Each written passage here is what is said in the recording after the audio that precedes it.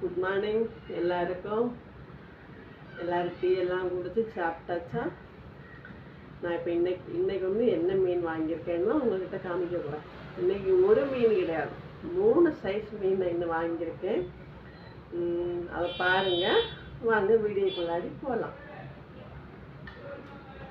கிளாத்தி மீனா இது வந்து வாங்கி எனக்கு இது தோல் உரிச்செல்லாம் என்னால் தெரியாது. அந்த இது முட்டை ஹார்பரில் வாங்கியிருந்தோம். அங்கே வச்சே தோலெல்லாம் உரித்து க்ளீன் பண்ணி வாங்கிட்டு வந்தாங்க.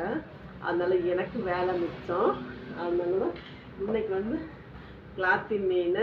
ஆனால் இதை வந்து நாங்கள் வந்து கிளாத்தின்னு சொல்லுவோம். ஆனால் நிறைய ஆட்கள் இதை வந்து உடுப்பு மீனுன்னு சொல்லுவாங்க.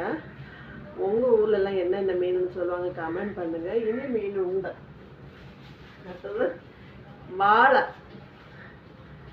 இது வந்து வாழையில் இன்னொரு சைஸு. இது என்ன மீன்? வாழாமுரல். இது வாழாமுரல். இனி ஒன்று இது வந்து வாழை. அன்னைக்கு நான் காமிச்சிருந்த மாதிரி வாழை. இப்படி நாங்கள் இன்றைக்கி வந்து 3 சைஸ் மீன் வாங்கியிருக்கோம்.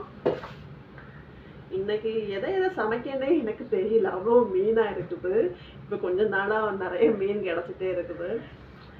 அதனால் குழம்பு வைக்கணும், பொரிக்கணும், அவ்வளோ வேலை.